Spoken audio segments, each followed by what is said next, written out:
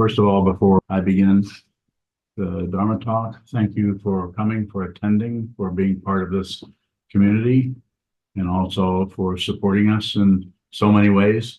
Just your presence, participation in these talks and in book studies and so on over the years. Thank you, thank you, thank you. This morning's Dharma talk is titled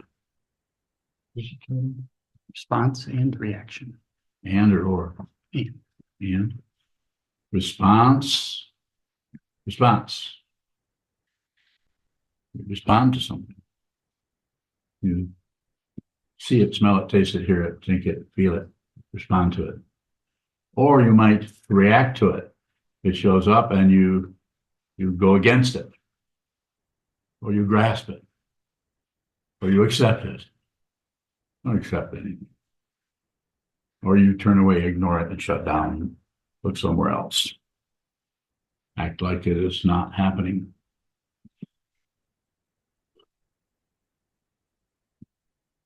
So that area that was talked about by Sokuzan in his talk a little bit is and tying it in with the 12 links on the chain of existence, where one has a desire and then one does something with that desire. And the idea, the way I teach this, is that you should include the desire. When you have desires, just feel them. The desire to run away, the desire to grasp, the desire to protect, the desire. Just observe it. Don't do anything with it unless you have to. And you may have to do some activity around the desire, like stopping it or trying to stop it, grasping something or trying to grasp something, and reaching, grasping, or trying to block something out, turn away, distract yourself from it. You may have to do that. The classical words for that are, what is it, tanha? You remember? Doesn't matter. So grasping comes out of desire. And when you grasp, you actually have covered up the fundamental nature of the desire. So you actually stopped the awareness, the wisdom mind that could actually accommodate that very grasping, that desire. You've missed your chance, but over and over and over and over again, unless you're aware of that. Then if you're aware that's happening, that's much different than just spontaneously, impulsively doing or having a reaction. So what is the response? The response is just observe it, just respond. It comes from the word responsibility, the ability to just respond. There's no formula there. There's no standard there that says you have to do this, you have to do that. Well, if you're really responding, don't ever particularly buy into anyone telling you anything you have to do. You get your own authority. Don't even, I'm probably not going to tell you anything anyway, but I might watch you come and go, listen to you talk and say this and say that. And I may just let you do that indefinitely because of what I'm looking at. But there's no guarantee. I don't live by any standard. So it's very dangerous for you to be around me. And I've even told people before, get the hell out of here. I don't want you to leave, but I'm saying you may have to do something else. But if you're here, please consider what I'm saying. This is unreal. This is unreal. It is an illusion. And when I'm striking this tabletop and running my voice box here, that is an illusion. It is an illusion talking about an illusion. It can't be done any other way that I know of. Or maybe you can. On a planet in a distant galaxy. Isn't that Star Wars? Can you recite that whole Star Wars? Can anyone? It really inspired a lot of people back in the 70s. That people got really excited about that, especially 8-year-olds. They were just doing backflips in their backyards over Star Wars in these black helmets. Imagination. It's when imagination talks to imagination. This is creativity. This is what creativity is.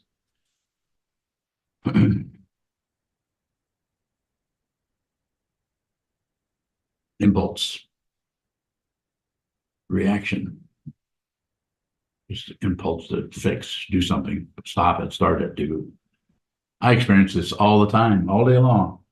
I feel impulses come up to go this way and that way. And sometimes I jump right on board. It's not about stopping the impulse. It is about being aware of it. If you're aware of it, then it does whatever it needs to do. This is called getting your own authority, not your own as an identity, as a self-centered narcissist. But this is a way I had when I was with talking to the New York study group that Kayun hosts, and this thing was at Bob Holman's home. We talked about the things that are coming up. For most people, the things that are coming up are, instead of actually responding to those with some sanity, instead the various things that are showing up in our mind, we're pushing on this one, we're pulling on that one, and we're trying to turn this one the other way around based on our desire to have things different. But if you see what this is, you'll just respond.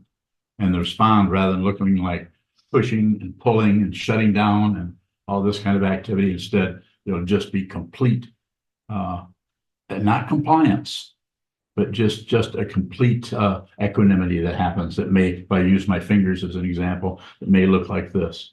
This is the so-called individual identity, just comes this way, moves in. And so it's just harmonious, fundamentally harmonious. Now, it might not look that way from someone else out here, especially someone who has no mind training, that lives their entire life judging everything. Their entire life is judging themselves, judging their parents, judging their neighbors, judging their partners. If your life is based on right and wrong, up and down, back and forth, should and shouldn't be, then you'll fight with dependent origination. But if you see that you are not a separate being, then there's the possibility that you could completely dance with reality, dance with the reality that shows up as you sit up in bed in the morning and look across the room. Don't fight with anything. That being said, it may start out as seeing how much you might have to be aware of that antagonism or that anger that keeps coming up towards everything else. Awareness, awareness, awareness. Just continue. There's not much along the way that gives you a feeling of progress other than the energy of passion, aggression, ignorance begins to taper off. So the reaction part is something happens and you react. Something happens and you react. Something happens and you react or shut off. So passion, aggression, and ignorance. But just to be responsible for your mind stream, there's no one there. There's just but there is consciousness which just responds and responds in a respectful, possibly even gentle, but also could be highly energetic, which could be mistaken for aggression by someone who is so caught in passion, aggression, and ignorance. They don't have what the classical word would be, just the openness, just to see what is happening without adding their personal condiments to it. I like it. I don't like it. It's good. It's bad. It shouldn't be. It should be. I shouldn't be doing that. I should be doing this. This is frightening to me. This is this. Constant commentary about everything that keeps you from seeing the radical situation that is there, which is what? Radical situation, which is what? What is it? It's empty. Completely empty of a self and empty of an other. You have to see that. It's not something to believe in. You have to see it yourself, and you have to see it. It's like you have to see it here. And if you see it, you won't see anything. There's no proof. That's why it's so difficult, and it is so rare for one to attain liberation. I can take some questions if you have them. And if you don't, I can keep talking. Sokuzan, how is getting your own authority as a narcissist distinguished from the opposite? getting your own authority as a narcissist is someone who thinks they're separate from everyone else and wants to control some people, and the people they can't control, they want to kill. The extreme version of it. But in a family, it's just someone who has to constantly assert their power over their children by possibly striking them instead of relating to them in a reasonable way.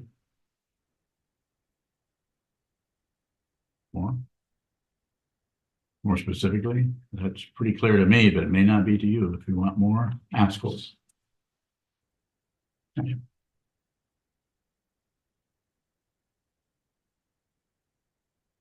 Sokuzan. What is liberated? Nothing is liberated. Nothing was ever imprisoned. So nothing is liberated. The illusion that you're in a prison is just that, the illusion. Because there's an illusion that there's someone, so there's an illusion that someone is contained or captured or held by or obstructed by, or that the walls of the mind have something they are obstructing. So the first thing you may see is there's no walls, or you may see there's no self who is at the mercy of those walls. Could happen either way or both ways simultaneously. The general way that this is worked with is to see there's no solid self, and the skandha is form, feeling, perception, concept, consciousness, to see there's no one there. What were you saying about the fifth skandha being? You made a comment on that it's not coming back to me. You talked. Do you remember what it was? I'm not recalling, no. Yeah. So I would say about that, we're at the mercy of what is showing up in the sense fields, or the fifth skandha, or consciousness. We're at the mercy of that until you've realized deeply, all the way down to the first skandha, which is you realize in your body this is not real. You can do this. That doesn't mean you don't have nerve endings anymore, and you don't get headaches, or you don't have emotions or feelings. They might be more intense and outrageous.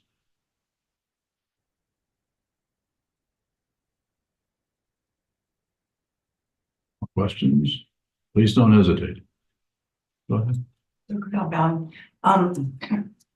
In facing the wall, do we develop abilities to not be swayed by the body and the pain that you're talking about, bowing? It could be somewhat, but mainly what is, if you want to call it acquired or an ability, we begin to see and witness or view the comings and goings of the pushing, pulling. We begin to see how outrageously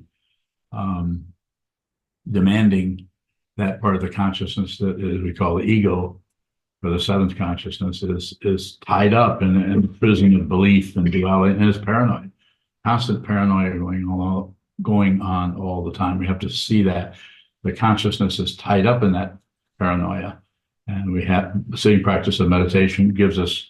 Well, you could even say, maybe it would be different for each person, but a little bit of distance between what's happening in the mind and the consciousness that is observing them. That will go on for possibly years. It takes a lot of time. Other questions? Any questions on Zoom? Jishin bowing.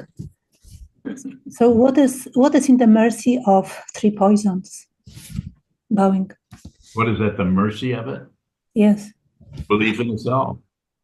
If you believe you are somebody that is experiencing, I'm not saying the experience isn't there, but as long as there's an identity that he, she, they think they're having this feeling, or think they're having this, if you add it up that way, you think you're having this as a person, because there's a body here, gives you no credential at all.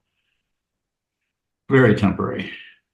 You are not temporary, but the illusion is temporary.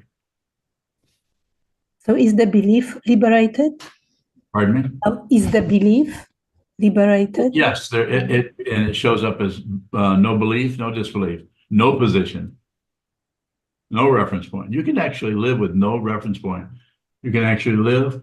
It's much more comfortable to live without picking and choosing, without selecting, without going this way, going that way.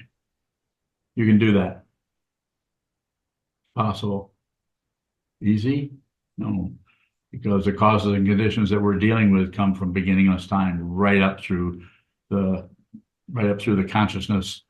consciousnesses that show up as apparent separations in individuals down through the centuries. Countless consciousnesses showing up as biological forms and then passing away, showing up again in bio. This is temporary. And why am I smiling? Is because it's also not temporary. It's not two. The whole thing is not two. You can't find two things that are separate from each other unless you separate them in your mind, like good and evil or life and death. That's the big one. And you may not know until the body drops. Probably will take that for most of us, maybe even for this old man too, to really see that nothing happens. Can't teach this unless I'm sitting in the same saddle that you are.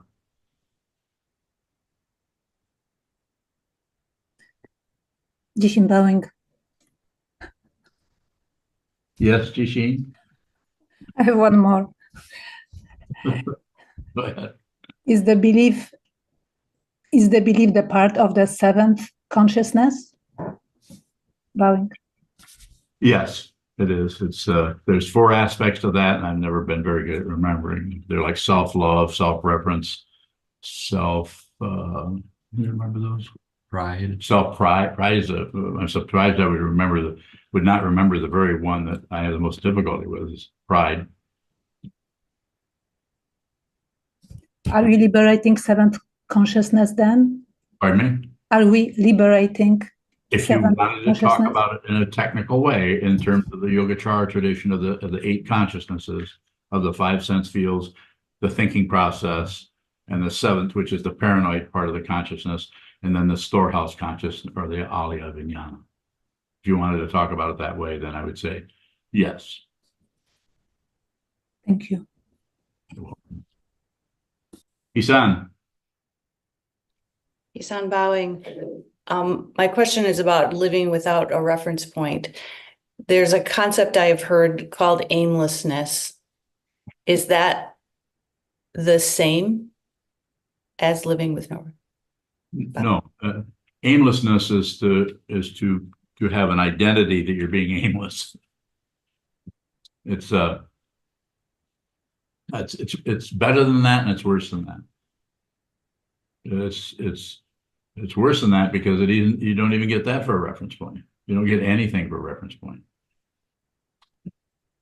And it's worse than that because that may not feel so good, is to continue to look for some kind of proof that you're making some progress, and all this time you're spending on the cushion or studying the Dharma is getting you somewhere to some kind of fundamental understanding of the nature of your mind and reality in your life and how to work with your feelings and emotions.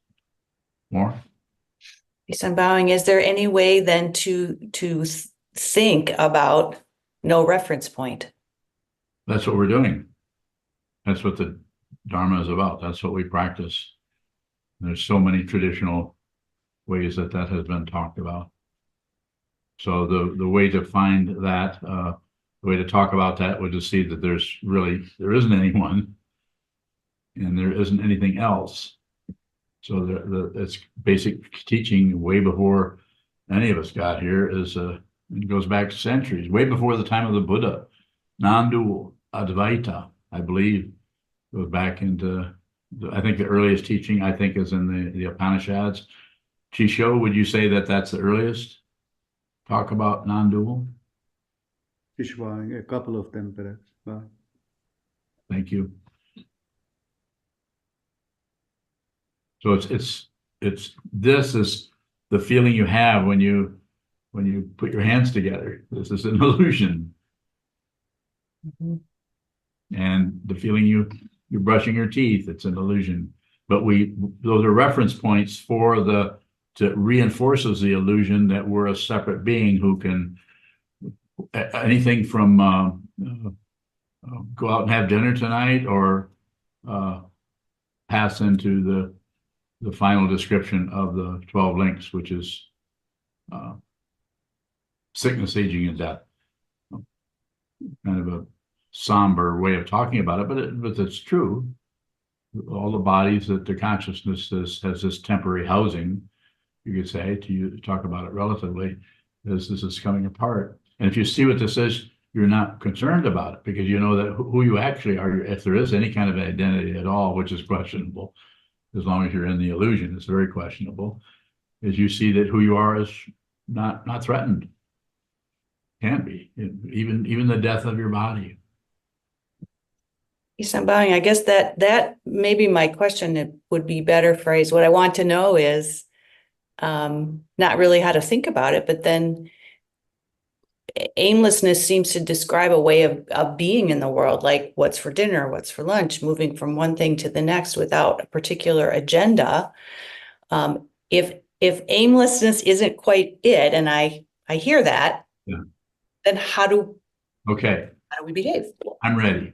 Okay. Okay, so aimlessness for any person could be part of it's a path quality, but it's not fruition. So there's ground, which is the suffering that we're all dealing with. It could be anything from in our family to in the country to in the society, in our mind stream and our relationships, all the different kinds of suffering we deal with. Just even without being in a relationship, we can have intense suffering going on without really even having any understanding of where it's coming from or what it's about or why we deserve this or we don't deserve this. And then the path is train the mind to see clearly. And so that's what we're all doing. That's what the Buddha's teaching was. Life is suffering. It's caused by wanting something else. And this can come to cessation. And here's how you can do this. Shila, Samadhi, and Prajna, or discipline, meditation, wisdom, or the truth. So that's what you're talking about there, the aimlessness. It might feel like that, but it eventually it goes full circle. You could say it comes back around to being, since you see this as an illusion, you're so totally clear about what it is, you're so liberated that since the illusion is there, you can dance, you can participate, and you can actively be in the illusion. Sometimes this shows up as a teacher, sometimes it shows up as a dancer. But you realize it. And so you are, I think in the 12 ox herding pictures, the last one there, when showing the path to realization in 10 relationships of the person who was tending the ox, using ox as the mind and having pictures. It's interesting the way that's done. And the last one, I think the ox is gone, which represents the mind, and the monk is just back in the marketplace hanging out, I think with a bunch of kids. So just ordinary has returned into the relative situation because they're no longer threatened by relative truth. They don't have to live on a mountaintop and go into the Dharmakaya. No, they're a human being. They can actually return. More about that if you have. That's a good area to ask questions in.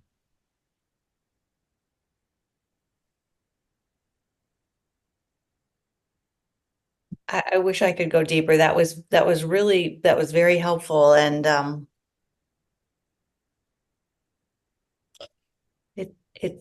it seems that yeah. Yeah, You see it aimless, all the I time. think. Just look at it. Yeah.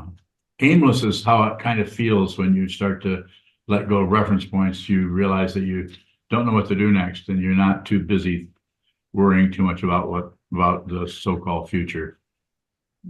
Able to just be aimless. Thank you.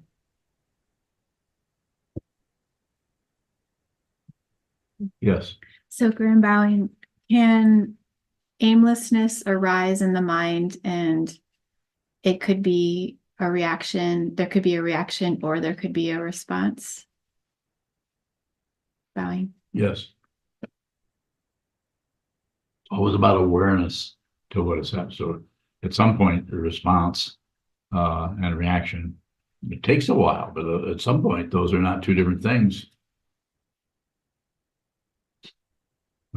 Because the final understanding is there aren't two things anyway. So all the apparent two-ness, even the thing I'm teaching, is Are you going to react to this?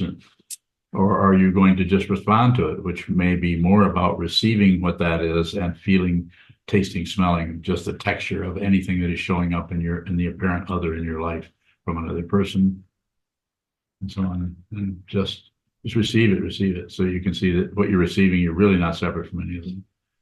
Takes a while. So Grand Bowing, this week, you sent a text and I didn't reply, and you sent it again, and I apologized. You said something about being distracted. Did I accuse you of being distracted? Yes. Did I say, but like, you're distracted? Okay? And then, Is being distracted an obstacle to seeing the no, it's a description.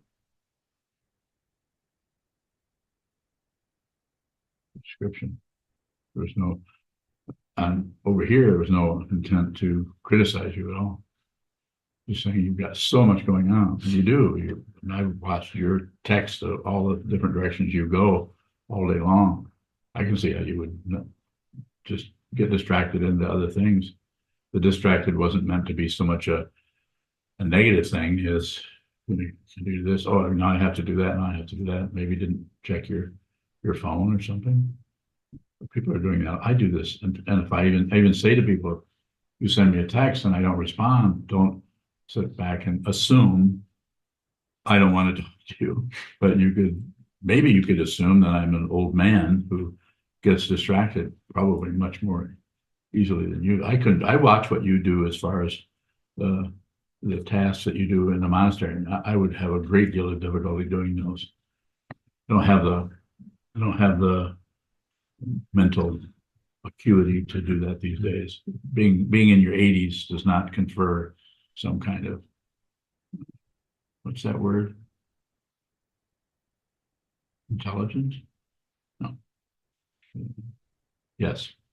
So Grand Bowing, in the mindfulness movement, an emphasis on concentration seems to be the direction that is working with, and being distracted is the other end of that. Are we more responsive when we have more concentration, Bowing? Let me say, first of all, I don't give a shit. Let me just say that first, because you can spend a lot of time trying to be somebody who's better, more responsive, more, and have some success there. But all the time you're doing this, the fundamental nature of reality is being ignored. And so I'm interested in helping you see if you're in this room, and that's why I quite often try to chase you away. Go do something else. But if you want this, then practice in this way. If that turns you off, or you want to do something else, go do something else. But if you're here, train your mind in this way so that you can see the fundamental difficulty, which is mistaken identity. Every emotion that arises in anybody's mind is happening to an imaginary self. When those emotions are liberated, emotions become more intense. But there's no one having them. They're liberated. Rangjung, they're just everywhere. You can't predict anything. Everything turns into a dead mouse. And you're not surprised by it. It's just what happens next. There's no success. There's no failure. And there's no self. There's no solid being anywhere.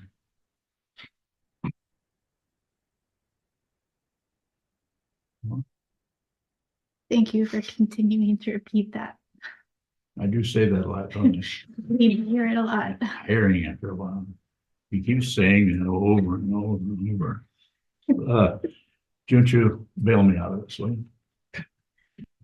Bowing, if our reactions seem to be coming from the body without much of a conscious thought about it, if we just observe those reactions, does the body see if there's not something threatening? Well said, yes.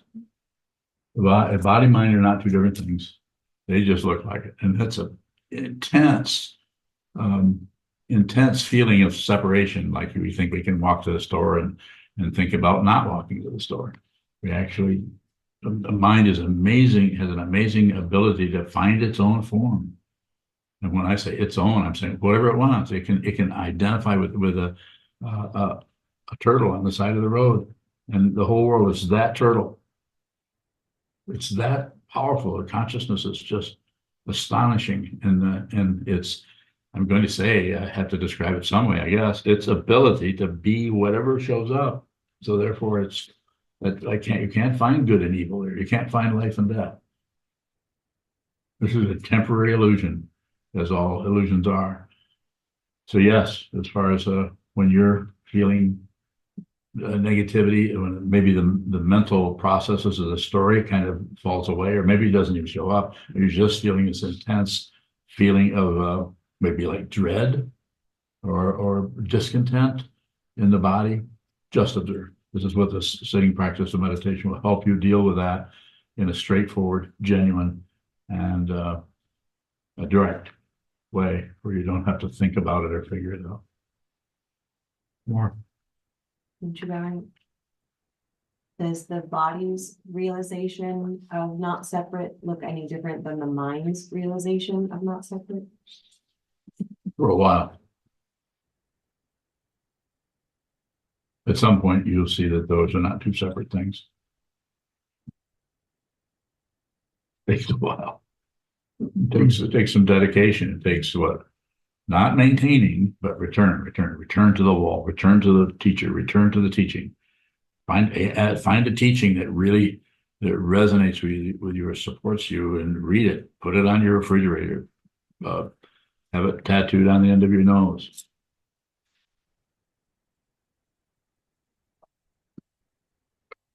More.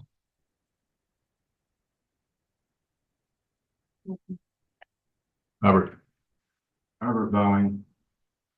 So what does it look like when we're responsible to ourselves and others in our response in our daily lives? What does it look like when you're responsible in your response to others? Ourselves.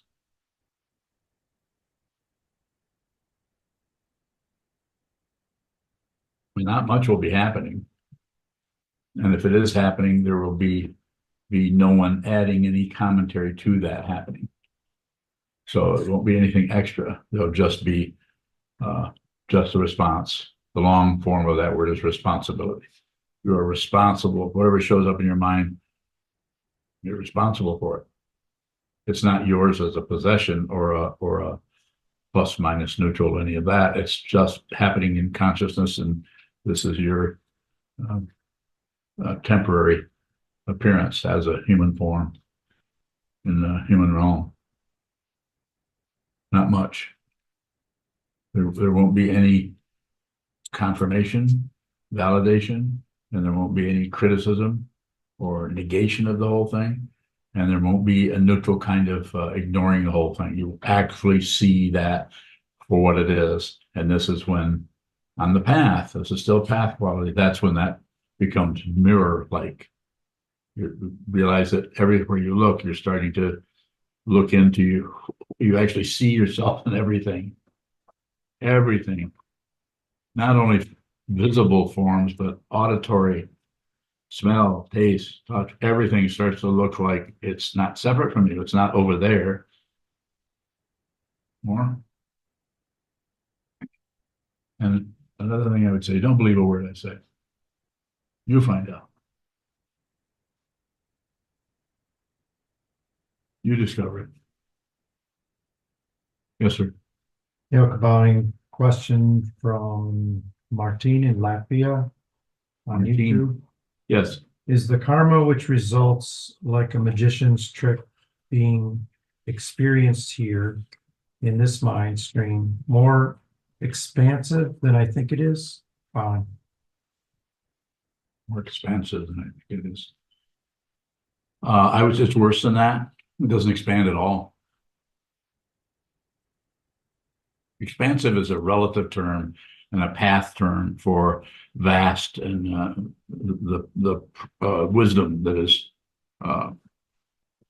is vast and goes beyond, and beyond. All those beyond ideas are path concepts. The actual situation is nothing happens. There is no space. Therefore, there's nothing but space. Go ahead. He has a second question. I hope so. Does it include everything, everywhere, anyone, in all three times? What do you think? Did you say so? If that's a helpful way to approach it, but it won't stand up to time. Hear that? If that's a helpful way to approach it, it won't stand up. Nothing, any conclusion about anything is what is Jason is commenting. Any conclusion about anything does it's worse than that, and it's better than that. It's worse than that because you cannot find it. Even that's not a good reference point. And it's better than that because you're liberated. You're actually, wherever you're at, you're right there. Past and future are gone. And if they are there, it's just a memory. And you know how good that is.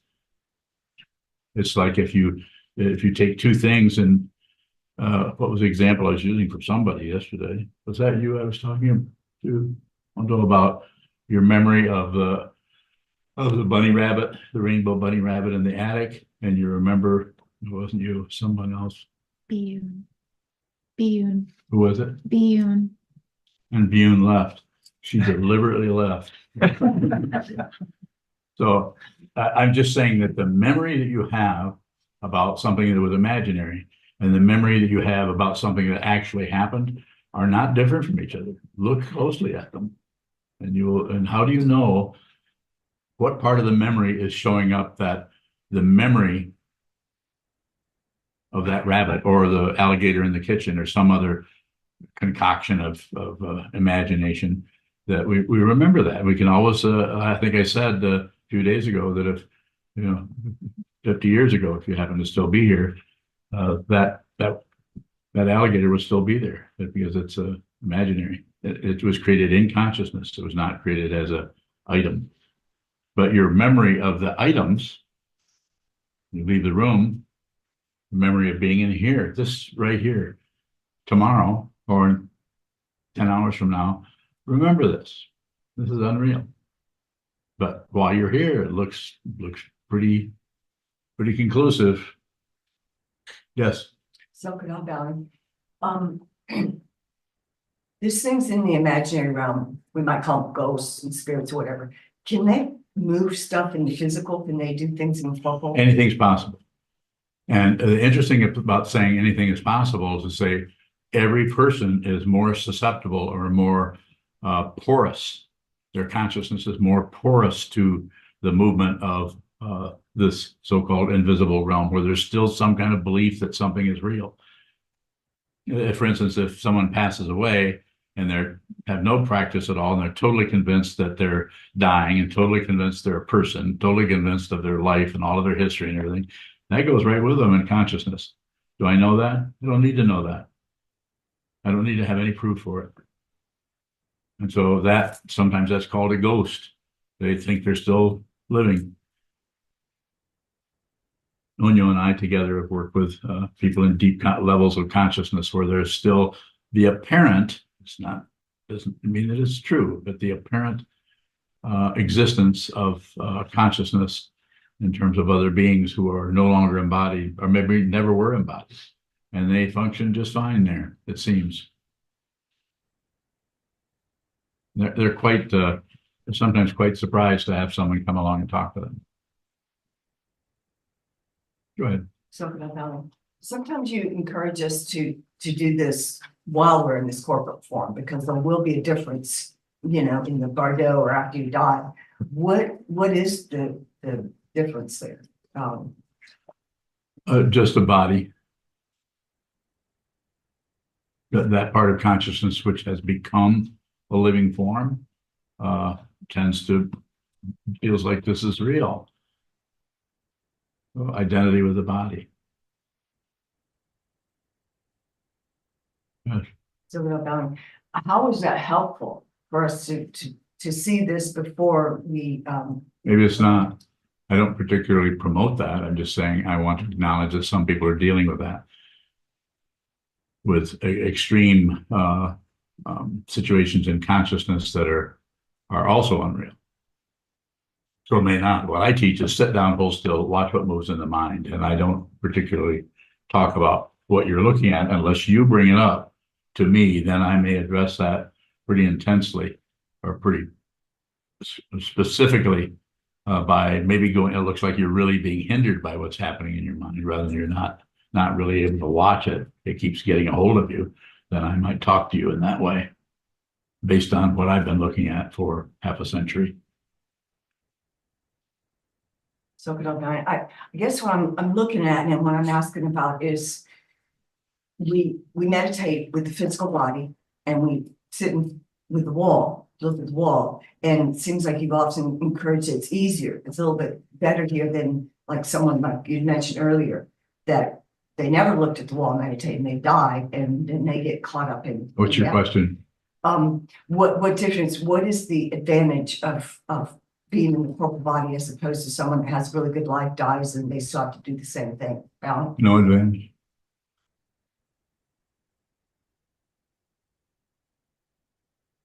Further questions? Come on, you guys, don't hold back. You're here. Oh, no. Underlying, what does awareness do when we're watching our, something arises and we observe our reaction or we choose a response before we're realized? What is that awareness doing if we're watching ourselves do that? It's just observing the movement. But if it just observes the movement, that's a very simple direction. Just observe, just be aware. But if it leaves the awareness of what's happening for a conclusion, what we should do, what we shouldn't do, what shouldn't be happening, and we buy into, we react. And so what's being recommended is just receive, or receive is one word I use. The other one is just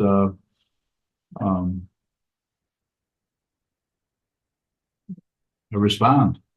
And the response, it doesn't mean an action necessarily. It's just that you're looking at something and the natural responses of you might have low-level conclusions like it seems to be irritating or for someone or someone's situation is difficult. You're just receiving that. You're not leaving that for why they're being that way. Or you're not leaving that for how you can stop from being reactive to them. It's a liberation that is complete, and it just kicks the daylights out of any kind of self-centeredness that wants to run that show and hurt somebody to get out of their own suffering or pain. Go ahead, please. Underlying, it seems like initially we react and then we, something arises and we react, and then something arises because we've seen ourselves react, we're observing that, then we can choose a response. And then what you're saying, it seems like, is that awareness, that continued awareness or observation helps us respond more genuinely in that moment instead of, I don't know, manipulating or choosing a response. It's better than the reaction that's showing up. Does that make sense, Bowing? Yes. Is that a question? So what is it about awareness? What is it about that? That is allowing us to move to a genuine response from our initial place of a reaction? Awareness is just aware. You're just receiving sight, smell, taste, touch, thinking, emotions, all of that. Not just visual, but the whole thing, including a thought process, any emotions that are showing up, and then you're just receiving it, just feeling it, just thinking it. And you're not going to be able to do that if you spend most of your time believing your thoughts and thinking and putting thought on top of thought and story on the one story, and then we believe that, and the way we believe that, and then we validate that by thinking more around that about what she said, and well, if she hadn't done this, then or if I hadn't, or maybe I should have done this, and just go on and on and on, churning out thoughts around the situation. Whereas you could just the initial, the leading edge of the story shows up. That's it. No, nothing extra. It will, to the ego part of the mind, just having consciousness, you will feel helpless. More than likely, the path is about that kind of helplessness. And sometimes you feel so helpless that you'll just have a reaction come right out of there with intense anger. I do that every day. I couldn't teach this if I didn't do that. You should ask questions about this, but this is not an easy thing to understand with consciousness, without thinking about it, without determining, without judging, without having some kind of a structure here to say, well, Sokuzan is thinking this and he's doing this, and so therefore that means this or this. No, it's just immediate. It's direct. It's here. And you don't have to do anything other than receive it. You don't have to be improved. You don't have to get better. Just see the fundamental nature of what this is. You see it. I can't do it for you. I will encourage you. That's the most I can do. And I will answer questions. But those questions, because the question and the response are not actually as separated as they look, the stronger your question, I don't mean aggressive. I don't want you to make fun of me or beat me up or anything. Or please don't make a fool of me. I'm already a fool, kind of, pretty much. But the questions really help you come this way like you did with that situation. Let's boil that down. What is a fundamental thing that you want to know? And then that's what I'll respond to. I'm looking at awareness, and what is it about awareness that we see change in our own moving from reaction to choosing a response to seeing that the response showing up that 2 years ago I would have reacted. So that is something in there and you said what was that about?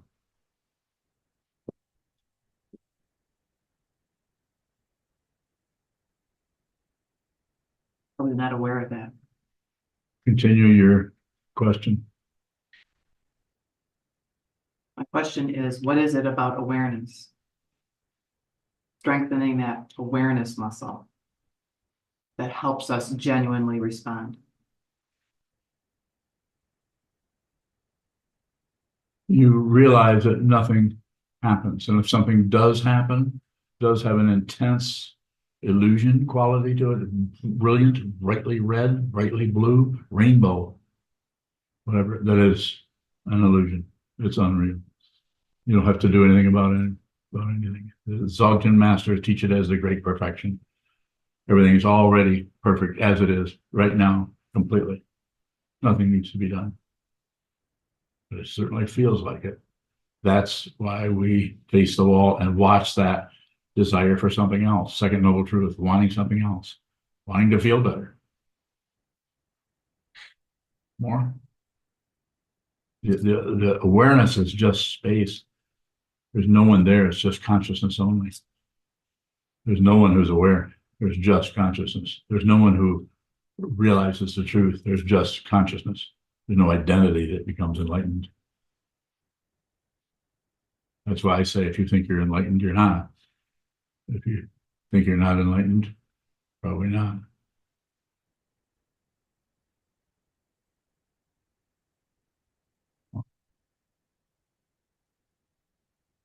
You have a question? Kelsey Bowing. You look quite questionable. That's why I'm asking you. What is the relationship between response and choicelessness? Very good.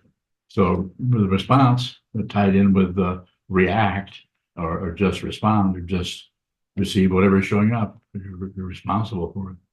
And choicelessness is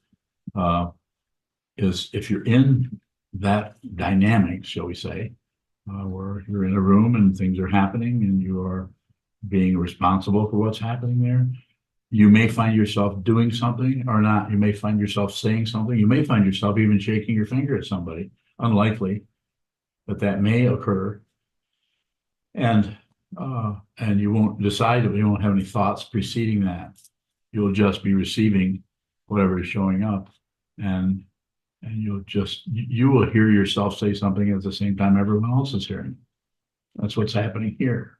I don't know what they're going to say. 20 years ago, I would have been terrified to sit up here in front of people and respond to questions. Am I still terrified? Mhm. There's no one there. It's not a bragging point. You can't just suddenly get rid of your ego. And why can't you? Because the ego is unreal. You don't have to get rid of anything. If you see the ego is unreal, you are no longer frightened of anything. And if fear, fright come up, it's just an illusion. Doesn't mean it isn't still scary.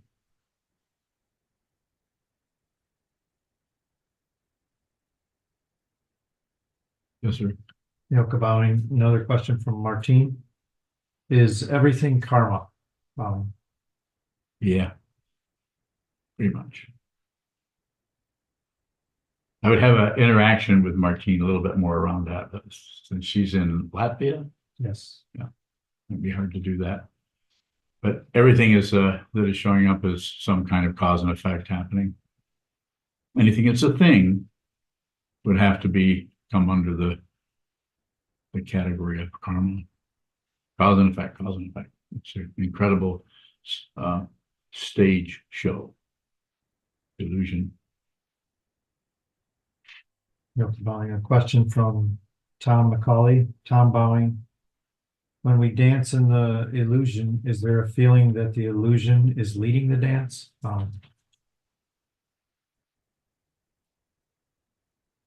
Yes. That would be part of the illusion. There's the illusion that you're doing something completely, totally wrong. You shouldn't be doing that in the midst of so-called choicelessness. So that doesn't go away. It doesn't become this person that's, I'm so clear. I'm so aware that everything I do is completely choiceless. I no longer make any. There will be no. You won't even know you're choiceless. You won't know that as a handle or a hook, where you can know that you're choiceless. It's better than that. It's worse. It's worse because everything is welcome. You can have intense, terrible emotions come into your mind stream because you're no longer protecting yourself from anything. But you also are not particularly swayed by that you suddenly have to go call up a psychiatrist or start taking double doses of Prozac. You wouldn't necessarily do anything with it. You just would receive it.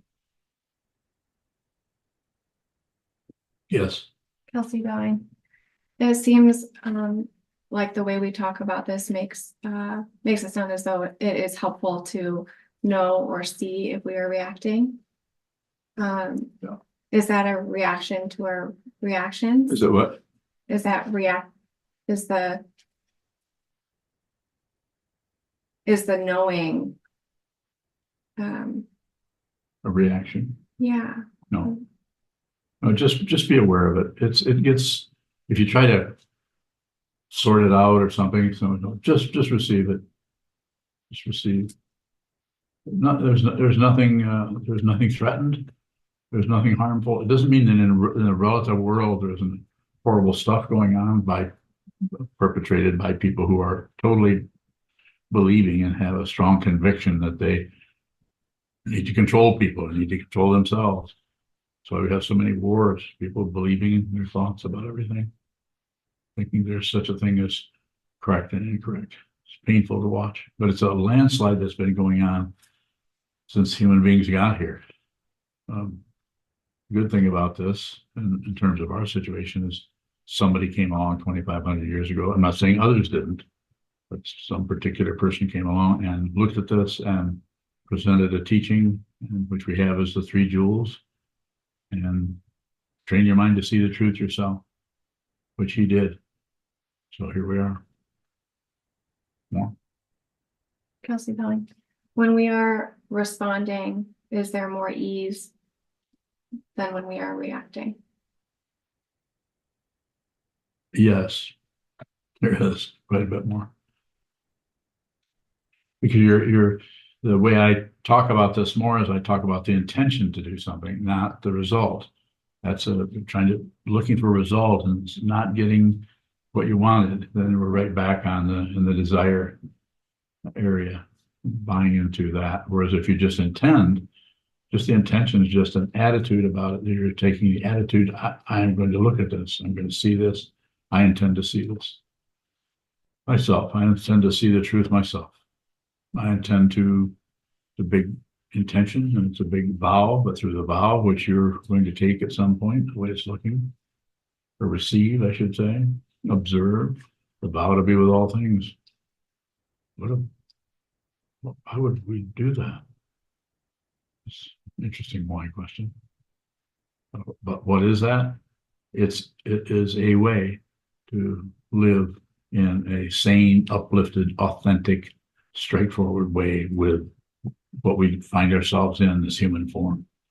Vow to be with all things. This doesn't mean you have to go out and save the world in the relative way, but you begin doing that here. Start with this. You're not separate from anyone. See what this is. You may never leave your house. I would think you would, but you actually could do this without stepping into society as it sets. You'd have your own society in your mind stream. Like have you ever read Milarepa? Jishin Bowing. Yes, Jishin. Sorry. Can response look like reaction? Bowing. Is it what? Can the response look like reaction? Bowing. Oh, yes. And it may well look like that, if you're responding to something, someone watching this may well, especially someone tied up in right and wrong, should be and shouldn't be, who gets their nourishment for their own self-centeredness by judging others. It's a very difficult area, but if you are on the path and if you have a dedication to yourself, let alone to the Buddha, the Dharma, and the Sangha, to yourself, to see what this is yourself, see what it is yourself, you can do that. But it could look that way. Could look that way to you, possibly. More? Thank you. You're welcome. So I can take maybe one more question if there is one, especially from someone who's not asking any questions. Go ahead, Michael. Is there a way to practice choicelessness?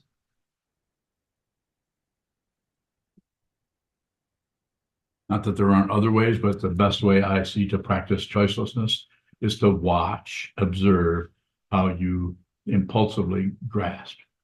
Just observe that without correcting it, without validating it, and without ignoring it. Watch that. And if you do watch that, if you're just observing it, then you're just responding to that by observing it. Then that will begin to fall apart. And then happens through the sitting practice of meditation relating to the conceptual teachings, different for everyone. How much you should do that, where you should live. And you can continue to live in Vermont and do exactly what I'm saying. You don't ever have to move here. That would be up to you. If you ever wanted to, you've already lived in lots of communities, so it's not like you don't know anything about that. But that's a good question. So it's watching the way you do the opposite, the way you concoct. Well, the reason I'm doing this is because of this, this, and this. And why it makes it so hard is because the reasons behind why you do this and this and this are valid, conceptual, relative reasons that will hold up in a court of law. They're just valid. Whereas what we're talking about here is the spiritual path that transcends this world. The physical form, all of the things we're going through in our lives with our families and so more about that if you haven't. Let's go deeper in it if you want to do that. So, very good. Thank you so much. Hi, I'm Senshu, one of Sokuzan's monks. Sokuzan offers his wisdom tirelessly with complete love and devotion If you value these teachings, Sokuzan, the mandala of SokukoJi, please consider donating at sokukoji.org. Thank you.